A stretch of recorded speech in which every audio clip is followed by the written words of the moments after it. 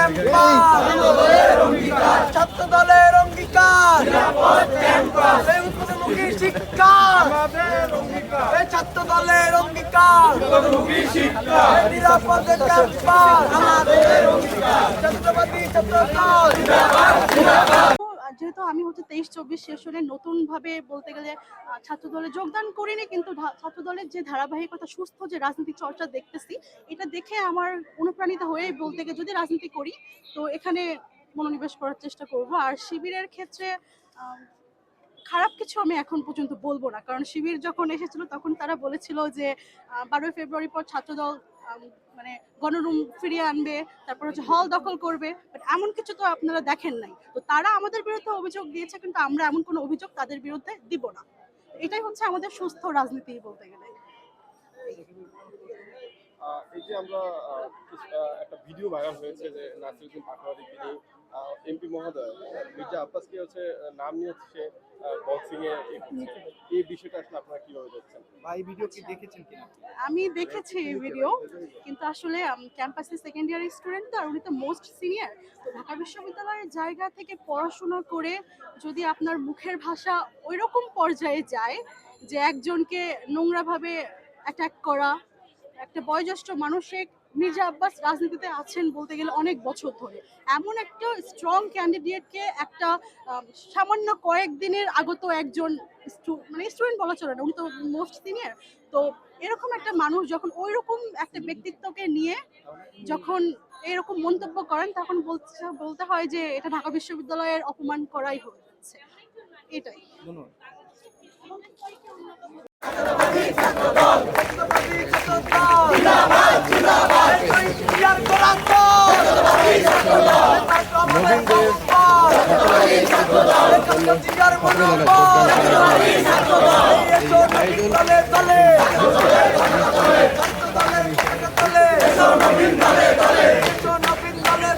শিক্ষার্থী থেকে শুরু করে একটা বিশ্ববিদ্যালয়ে যত ধরনের কার্যক্রম আছে সবকিছুতে, যেমন আমি যদি বলি যে একটা কনস্ট্রাকশন হচ্ছে, সেখানেও কিন্তু সে দলীয় পারপাসটা সার্ভ করা হইতো।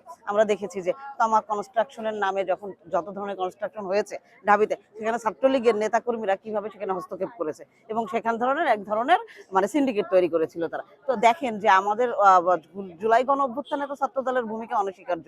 আমরা দেখেছি যে মানে আমাদের রাব্বি যে মানে ভাইয়ের লাশ কাঁধে করে বোনরাও হাঁটছে, কিন্তু সেই ক্রেডিট নেওয়ার জন্য যে জুলাইয়ের চেতনা বেঁচে যেভাবে জুলাইকে কুক্ষিগত করছে, সেটা কিন্তু ছাত্রদল করে নাই। ছাত্রদলের অবদান কিন্তু অনস্বীকার্য ছিল। আমরা জানি যে প্রায় লিস্টেড আপনার 142 জনের মতো আমাদের ভাইরা আর কি শহীদ হয়েছেন, আহত শহীদ মিলে, কিন্তু তারপরে আমরা সেই ক্রেডিটকে বিক্রি করে এই বিশ্ববিদ্যালয়ে কোনো ধরনের বাণিজ্য করি নাই এবং করে নাই। এবং 12 তারিখে দেখেন আমাদের ভূমিধস যে বিজয় হলো, বিজয়ের পরেও আমরা মানে চাইছি যে না, আমরা যে সময়ে মানে এই শিক্ষার্থীরা এই মানে ফ্যাসিস্ট আমলে যে ধরনের অসুবিধার সম্মুখীন হয়েছে, আমরা যেন সেটা মানে সেটা তৈরি না করি। এবং সবাই বলতো যে মুদ্রার এপিট আর ওপিট, ছাত্রলীগ ছাত্রদল মুদ্রার এপিট ওপিট, এবং ছাত্রদল আসলেও সেম কাজই করবে। কিন্তু এখন দেখতেছে মানুষ যে না, ছাত্রদল আসলে শিক্ষার্থী বান্ধব একটা সংগঠন এবং তারা শিক্ষার্থীদের যে কোনো ধরনের সমস্যার জন্য ডিরেক্ট প্রশাসনের সাথে কিভাবে প্রশাসনের কাছে প্রতিনিধি হয়ে যেয়ে তাদের সমস্যাগুলা বলা যায় এবং সেটা আদায় করা যায়, দাবিগুলা সেগুলাই করতেছে। এবং আমার মনে হয় ছাত্রদল এটা মানে অব্যাহত রাখবে। এবং তারা হইতেছে যে এই যে মানুষ বলতেছে যে ছাত্রদলে কেন এত এরকম মানে ছাত্রদলের নেতা কর্মীরা কেন হচ্ছে যে তাদের বয়সের একটা বিষয়গুলোও কিন্তু টেনে আনতেছে বারবার।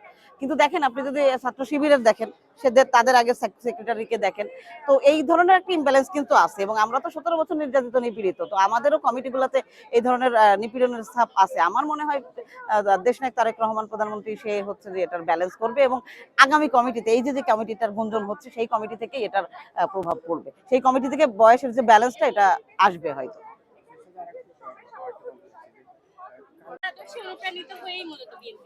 নারীদের জন্য ছাত্রদল সেফ জোন কিনা? এটা বলতে পারি, আমি নিজে এখন ছাত্র দলে রয়েছি বেশ প্রায় 1 বছর হলো। তো আমি বলতে পারি যে এ পর্যন্ত আমার নিজের এক্সপিরিয়েন্স থেকে বলতে পারি ছাত্রদল অনেক বেশি সেফ। যেখানে আপনার কিছু কতিপয় দল রয়েছে যারা বলবেন নারীদের পর্দা নিয়ে কথা বলবেন, কিংবা নারীরা যে লিডার হতে পারে না সেটা নিয়ে কথা বলবেন, কিন্তু আপনি যখন আপনি নিজের ঘরের দিকে তাকান, নিজের ঘরে আপনার ঘরের লিডটা কে দিচ্ছে? আপনার মা দিচ্ছে, তিনি একজন নারী।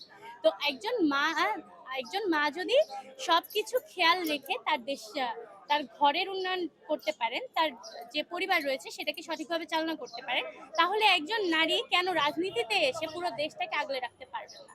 এটা কিন্তু আমাদের খালেদা জিয়া প্রমাণ করে গিয়েছেন। তো আশা করছি ভবিষ্যতে আমরাও করতে পারবো। ধন্যবাদ।